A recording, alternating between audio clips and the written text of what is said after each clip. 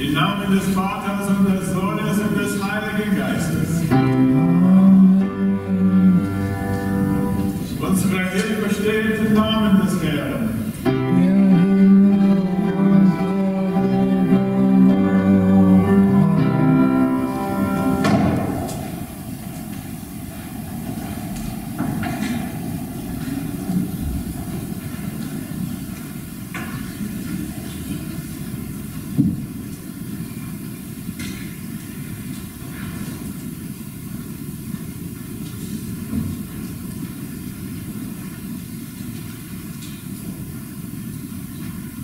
Herr, du hast uns ins Leben gerufen.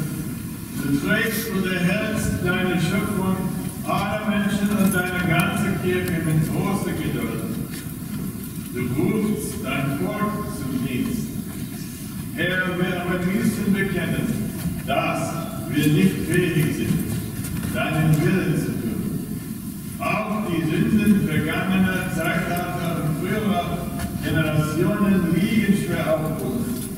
Verbirg dein Angesicht vor unseren Sünden und tilge alle unsere Schuld. Schaffe in uns reine Herzen und gib uns deinen beständigen Geist. Verwandle unser, gib uns unsere Sünden.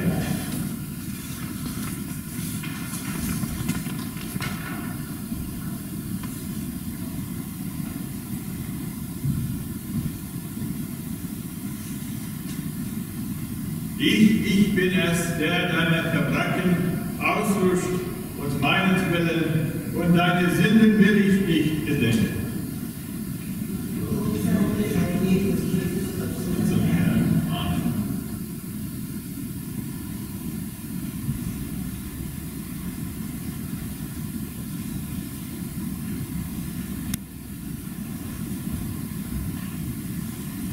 Psalm 46.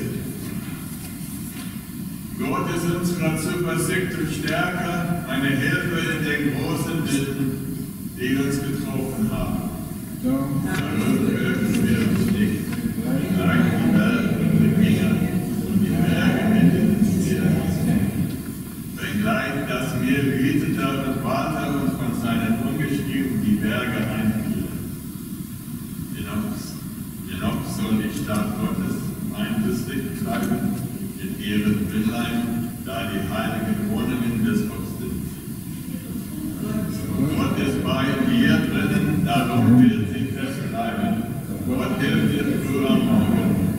Die Heiden müssen besagen und die Königreiche fallen.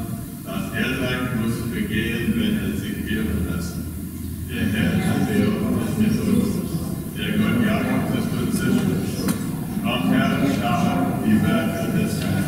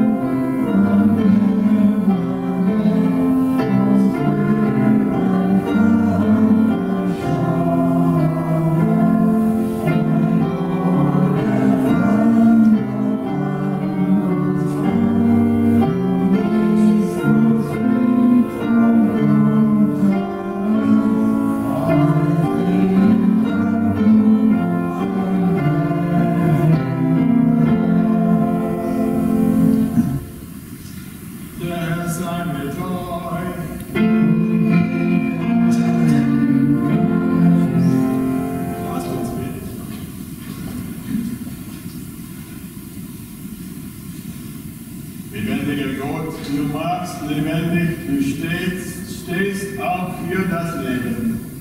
Lass uns in der Kraft deines Geistes Leben wecken, Liebe ihnen, aufrichten und trösten, dass wir in der Erwartung eines neuen Morgens schon hier unseren Weg im Licht der Auferstehung gehen.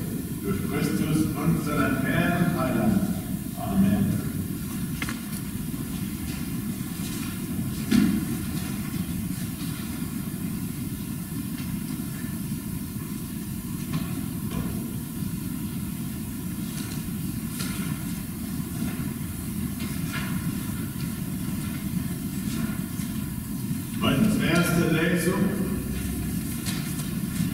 Gottes erste Lesung kommt aus Jeremia 23. Weh euch Hirten, die ihr die Herde meiner Weide umkommen lasst und zerstreut, spricht der Herr. Darum spricht der Herr, der Gott Israels, von den Hirten, die mein Volk weiden. Ihr habt meine Herde zerstreut und gestoßen und nicht nach ihr gesehen. Siehe, ich will euch heimsuchen, eures bösen Tuns willen, spricht der Herr. Und ich will die übrigen meiner Herde sammeln aus allen Ländern, wohin ich sie verstoßen habe, und will sie wiederbringen zu ihren Weideplätzen, dass sie sollen wachsen und viel werden. Und ich will Hirten über sie setzen, die sie weiden sollen, dass sie sich nicht mehr fürchten, noch erschrecken, noch heimgesucht werden, spricht der Herr. Siehe, es kommt die Zeit, spricht der Herr, dass ich dem David einen gerechten Spross erwecken will.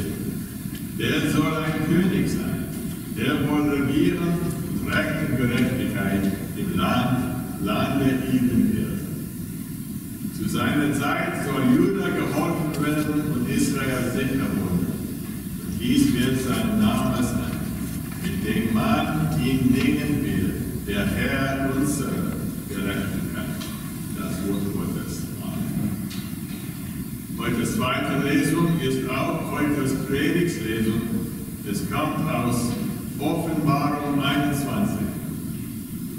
Und ich sah einen neuen Himmel und eine neue Erde, denn der erste Himmel und die erste Erde sind vergangen und das Meer ist nicht mehr. Und ich sah die heilige Stadt, das neue Jerusalem, von dort aus dem Himmel herabkommen, bereitet wie eine geschmückte Braut für ihren Mann. Und ich hörte eine große Stimme von dem Thron her, die sprach: Siehe da, die Güter Gottes bei den Menschen, und er wird bei ihnen wohnen, und sie werden sein Volk sein, und er selbst, Gott mit ihnen, wird ihr Gott sein. Und Gott wird abwischen alle Tränen von ihren Augen, und der Tod wird nicht mehr sein.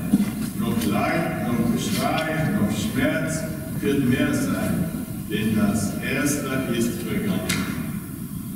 Und der auf dem Thron saß, sprach: Siehe, ich mache alles neu. Und er spricht: Schreibe, denn diese Worte sind wahrhaftig und gewiss.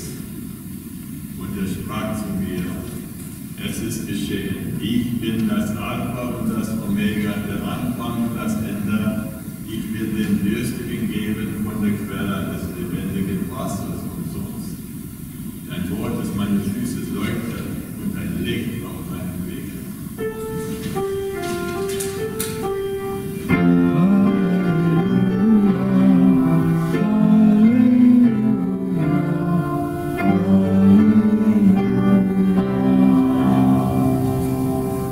Heute Evangelium kommt aus Lukas 23.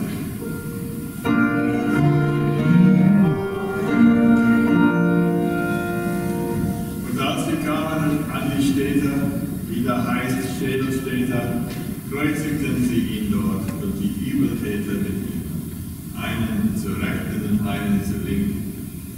Jesus aber sprach: Vater, vergib ihnen, denn sie wissen nicht, was sie tun. Sie verteilten seine Kleider und warfen das Los davon. Das Volk stand da und sah zu. Aber die Oberen spotteten und sprachen, er hat anderen geholfen, er helfe sich selber, ist er der Christus, der Auserwählte Gottes. Es bespotteten ihn auch die Soldaten, traten herzu und brachten ihn Essig und sprachen, bist du der Judenkönig, so hilf dir selber. Es war aber über ihm auch eine Aufschrift, dies ist der Judenkönig. Aber einer der Übertäter, die am Kreuz hingen, lasterte ihn und sprach, bist du nicht der Christus, hilf dir selbst mit uns. Da wies ihn der andere zurecht und sprach, und du fürchtest dich auch nicht vor Gott, der du doch in gleicher Verdammnis bist. Wir sind das wahre Recht, denn wir empfangen, was unsere Taten verdienen. Dieser aber hat nichts Unrechtes getan. Und er sprach, Jesus, gedenke an mich, wenn du in dein Reich kommst. Jesus sprach zu ihm, wahrlich, ich sage dir, heute wirst du mit mir im Paradies sein. Das Evangelium des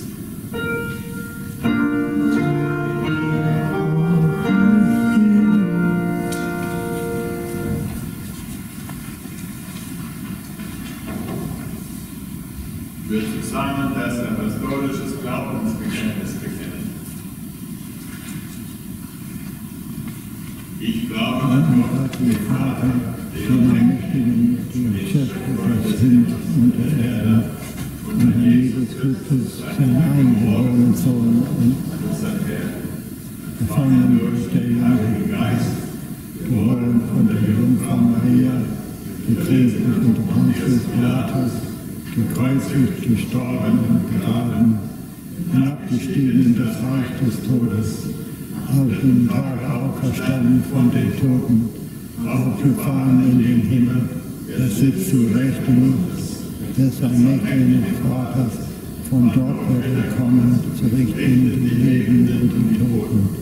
Ich glaube an den Heiligen Geist, die heilige allgemeine christliche Kirche, Gemeinschaft der Heiligen, Vergebung der Sünden, Auferstehung des Toten und das ewige Leben.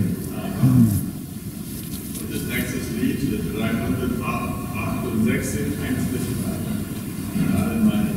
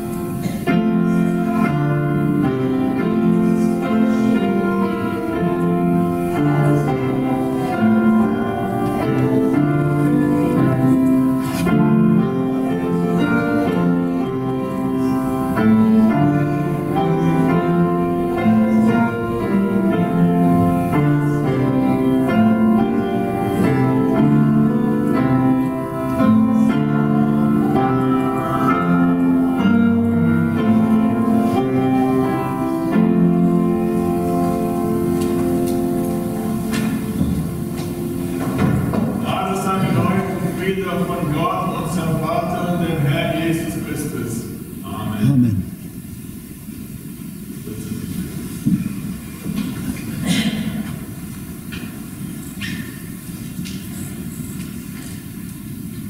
The book of Revelation has been given many descriptions. It's been called mysterious, strange, undecipherable, misinterpreted, misused, misunderstood. These are all adjectives that have been used to describe the book. The book of Revelation, without a doubt, is the most challenging book of the Bible to sit down and read. It is full of strange creatures, angels, beasts, trumpets, visions, symbol after symbol that we can't figure out. In one chapter, we can read a terrifying story of judgment, and the next chapter, as we heard in today's reading, a beautiful picture of what heaven will be like. And we, the church, unfortunately, have used the book to get into a lot of mischief over the years. And yet, really, at its heart, the book of Revelation has one message above all else, and it's not that complicated. And the message is this: despite all appearances to the contrary, God is in charge, so keep the faith. Despite all appearances to the contrary, God is in charge, so keep the faith.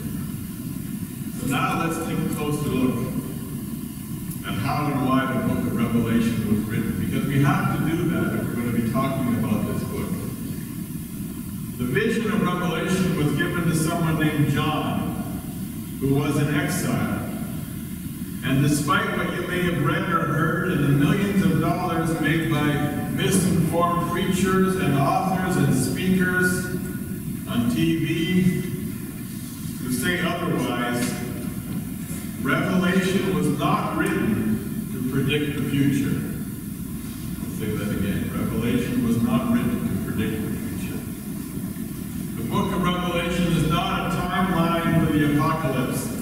Neither is it a crystal ball into the future. It is really what it is a series of 7 visions that lay out and describe all kinds of threats in the early church.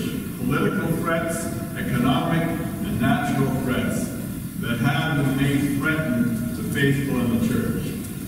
But in the end, each vision comes full circle. It comes back to the presence of God, who overlooks everything. And as I said, the message is repeated over and over again. Despite all appearances to the contrary, God is in charge. So keep the faith. The letter was written originally to 7 churches. These were tiny congregations, and each with their own set of problems. Some were being persecuted from neighbors and civil authorities and other religious groups. Some were suffering internally from division and infighting and confused teaching. Others were just complacent and just wanted to get along and risked abandoning their faith in the process.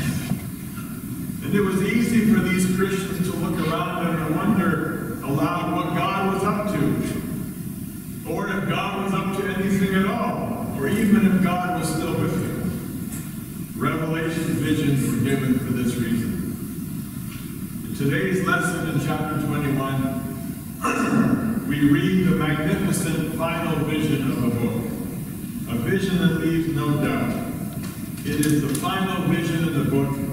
It is the vision of the New Jerusalem, the heavenly city, coming down to earth. And the words are so beautiful, so lyrical, so helpful, we need to hear them again. Und ich sah einen neuen Himmel und eine neue Erde, denn die erste Himmel und die erste Erde sind vergangen, das Meer ist nicht mehr. Und ich sah die heilige Stadt, das neue Jerusalem, von Gott aus dem Himmel herabkommen, bereitet wie eine geschmückte Braut für ihren Mann. Und ich hörte eine große Stimme von dem Thron her, die sprach: Siehe da, die Hütte Gottes bei den Menschen, und er wird bei ihnen wohnen. Und sie werden sein Volk sein, und er selbst, Gott mit ihnen, wird ihr Gott sein. Gott wird abwischen alle Tränen von ihren Augen, und der Tod wird nicht mehr sein. Noch Leid, noch Geschrei, noch Schmerz wird mehr sein, denn das Erste ist vergangen. Der auf dem Thron saß, sprach, siehe, ich bin alles, ich mache alles Neue. Und der Schreiber denn diese Worte sind wahrhaftig und gewiss. Und sprach zu mir, es ist geschehen, ich bin das Alpha und das Omega, der Anfang und das Ende. Ich will den Dürstigen geben von der Quelle des lebendigen Wassers. What an ending. What a list. Every year, every tear wiped away. Death is dead. No more mourning or crying or pain. All things are brand new. How far, far away does all of this seem, doesn't it? We're not there yet. That's for sure. We're not even close. Tears and death thrive in abundance everywhere to this very day. Even this day, as we gather to remember and give thanks for those we have loved and lost. And we cry out, how long, O Lord? What are you waiting for, God? This is a common prayer for many bedsides. Come down to Jerusalem. Come down to heaven and earth. But no, not yet. The waiting goes on. One mystery is ever present and ever haunting, and the one relentless stumbling block of my faith and work as your pastor. And the mystery is this: why won't God fix this broken world? We've been asking this question a few times these last Sundays. What is God waiting for? And I wish I had an answer in my back pocket whenever I was asked that question. But I cannot explain what the reasons could be, or how this crazy broken world might make sense, or what purpose could be behind it all. And if the truth be told even further, I don't think there is an easy explanation, or a reason, or a purpose down the pipe. We don't like to hear this, but it's true. God is still mostly mystery. Mystery is frustrating, sometimes infuriating, especially when we crave answers. We want answers as cancer ravages a family. We want answers as tornadoes destroy whole villages. We want answers as tribes war against tribes, as our world chokes climate change, but people don't. We still slaughter each other senselessly and endlessly. How long, O Lord, we cry, and whenever I'm asked this question, I get asked it a lot. I don't ever even try to explain or make sense of it. For I don't believe God offers explanation. Maybe one day, who knows? But not today. What God offers is a promise. Here it is again. That is, despite all appearances to the contrary, I am in charge. So keep the faith. We in the church don't have explanations to hold up. We only have promises. Promises in the Old Testament, promises in the Gospels, in the story of Jesus, and promises today in this vision from Revelation. It's called faith. And faith is the assurance of things hoped for, the conviction of things not seen. We hope for what we cannot see, not yet. Some may scoff at the very thought of this, but remember, this hope and this faith is not rooted in our empty wishful thinking about a fantasy, tearless, deathless, painless new city. Our hope and our faith is founded in the one event that makes our hope possible. And that one event, dear friends, is Easter. And our faith and our hope lies with this man who we believe, who we know died on the cross, as utterly human and broken, just like our world is. This man who, it turns out, is God's Son, who rose from the dead, and even after being buried 3 whole days. It is this rising that we hold on to for dear life. It is this rising that is the truth behind Revelation's vision. It is this rising on Easter that makes it possible to believe these incredible words. Despite all appearances to the contrary, God is in charge. So keep the faith. If Easter tells us one thing, it is this thing. Despite all appearances to the contrary, God God is in charge. So keep the faith. Why do I say that? Because Easter makes it so. What are we doing here this morning, brothers and sisters? Well, we're doing what we're supposed to be doing. All the saints. We gather beneath the cross. And more than that, we gather under the vision of Revelation. Each Sunday we come together and we anticipate. We reenact. We flesh out the coming down of the New Jerusalem. For wherever Jesus the Lamb of God is, all things are complete already. I repeat myself. For wherever Jesus the Lamb is, all things are complete. Alpha and Omega, beginning and end. Jesus Christ is both the now and the not yet. He is the one who is, and the one who is to come. He is the same yesterday, today, and forever. All of this means that time is not the same after Easter. Because now there is only Jesus beyond all time and place. He who is the same yesterday, today, and forever. And when it comes to our Jesus, our old categories of time don't work anymore. They don't fit, they don't apply. Because now we can say two things at once. We can say that we are waiting and we are not waiting. We are waiting for the New Jerusalem to come down from heaven.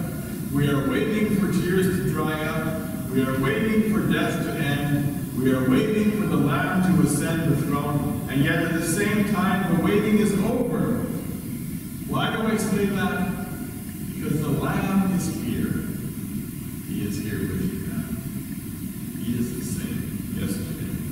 As he stands outside the tomb and shouts, "Lazarus, come out." He destroys death then and there. He is here as he walks out of his empty tomb on Easter. He is here as Easter comes to you in the bread and wine of Holy Communion. His very presence is body and blood. He is here as the beginning and the end, forgiving and making all things new in your life. He is here as your bridegroom on the throne in the center of the New Jerusalem.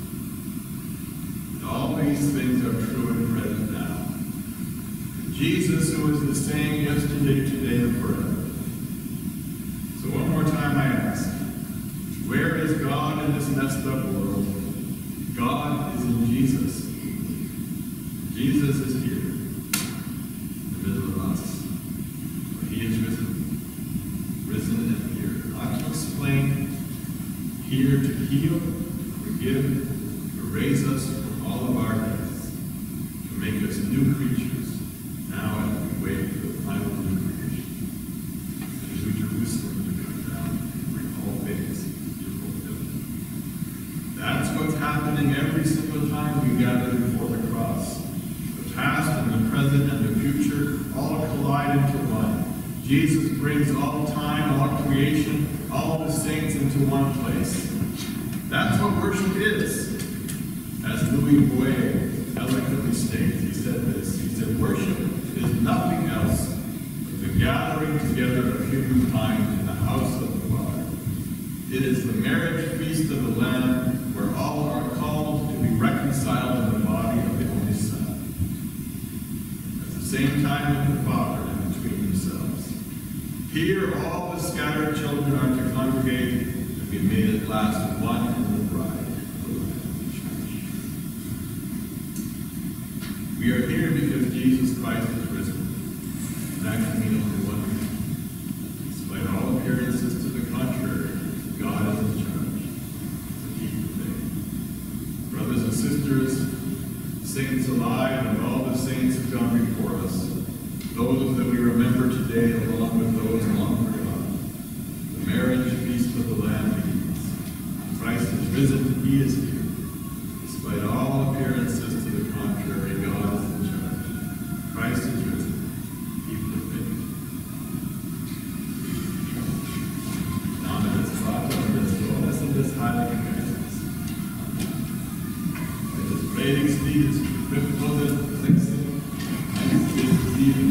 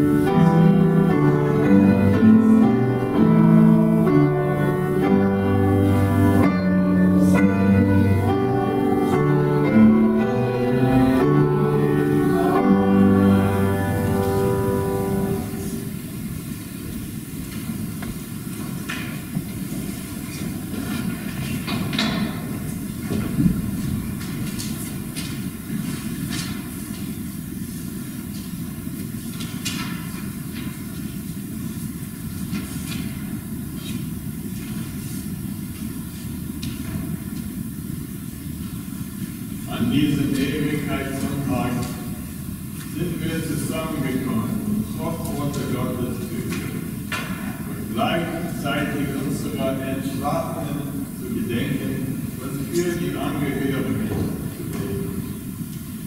Jesus sagt, ich bin die Auferstehung und das Leben. Wer an mich glaubt, wird leben, auch wenn er stirbt. Und jeder, der lebt und an mich glaubt, wird auch ewig nicht sterben. Ein Vorstandsmitglied wird nach jedem Namen der Verstorbenen, der vorgelesen wird, ein Kerz anzünden.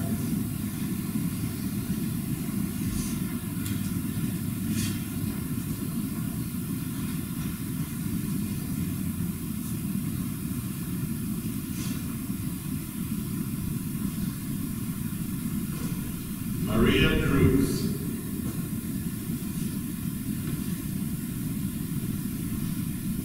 Elizabeth Liske.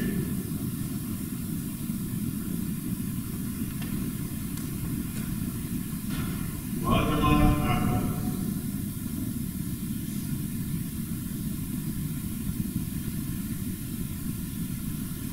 Horst Kuschmeier.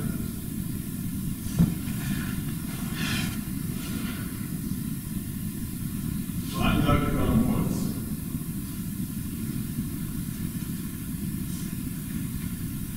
Dieter Berg.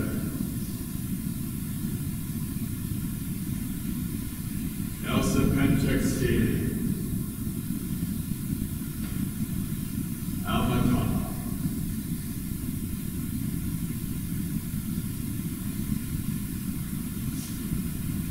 Wir möchten jeden einladen, nach vorne zu kommen, um eine Kerze anzuzünden, im Gedächtnis eines geliebten Menschen.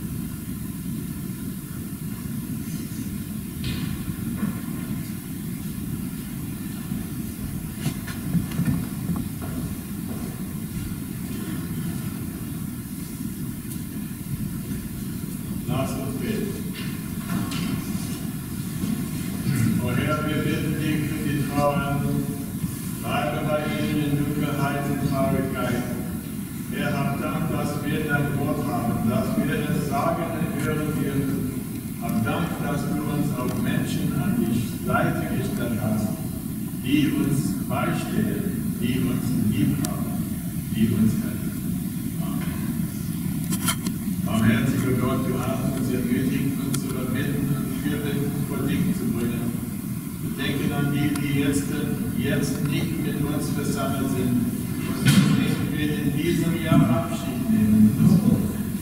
Bitten dich für die Menschen, die dich in ihren Gebeten und Seufzern suchen, die in ihrer Anfechtung nach dir fragen und die Härte deines Schweigens geraten, dass du ihnen zeigst, wie du in ihrem Nähe bist. Wir bitten dich für alle, die in Sorgen und Ängsten um das eigene Leben oder um das geliebte Leben anderer bangen müssen, für die an Leib und Geist Behinderten, die Kranken und Sterbenden, die von einem harten Schicksal geprüft sind, dass du ihre Stimmen oder lauten Schreier hörst, ihnen verständnisvoller Menschen zur Seite stellst und ihnen neue Kraft, zuversichtlich rübergibst. Heute bitten wir für Ernst Kruger, Ben Bablitz, Kadira Fraser, Jay Harold, Marilyn Shepp, Marie und Martin Legner, Gunther Bruckmann, Gisela und Bill Lord, Siegfried Rother und Sarah Stiller. Du Gott der Lebenden und der Toten, wir teilen unsere Trauer und unseren Schmerz. Wir teilen unsere Hoffnung auf das, was einmal sein wird. Wir danken dir, dass unser Leben keine Irrfahrt ist, sondern ein Heimweg zu dir. Amen.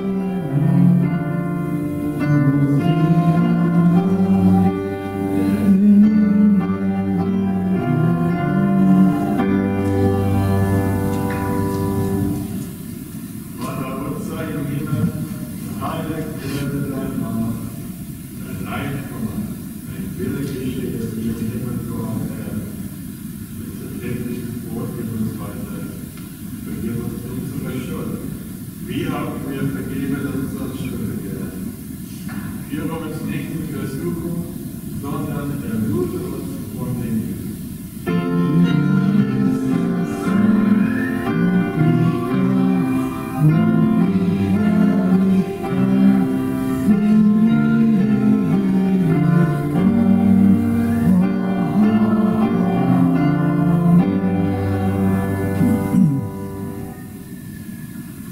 Unser Herr Jesus Christus, in der Nacht, da er beraten war, nahm er das Brot, dankte und brach es und gab seinen Jüngern und sprach: Nehmet hin und esset, das ist mein Leib, für euch gegeben. Sorgt zu meiner Gedächtnis.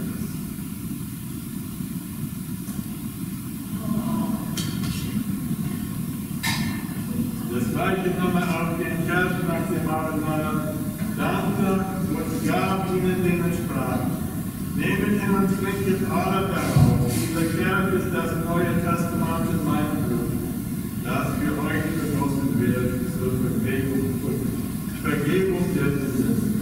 Solltet so oft und trinket zu meinem Gedächtnis.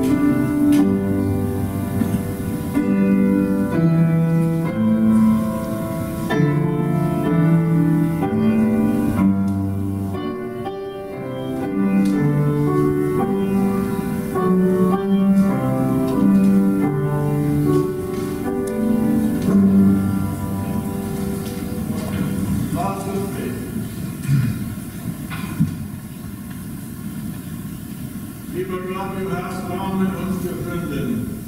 Betreibe das Böse und stärke das Gute. Erfülle uns ganz mit deiner Liebe, damit wir weitergeben können, was wir empfangen haben. Amen.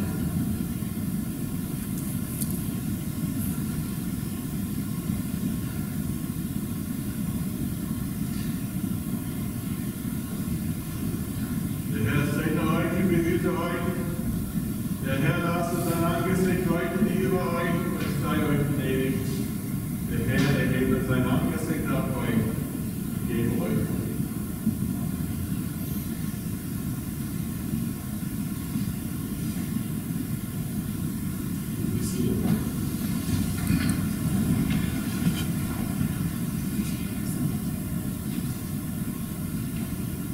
Herzlich willkommen, everyone. Good morning, everyone. Welcome today for our worship service.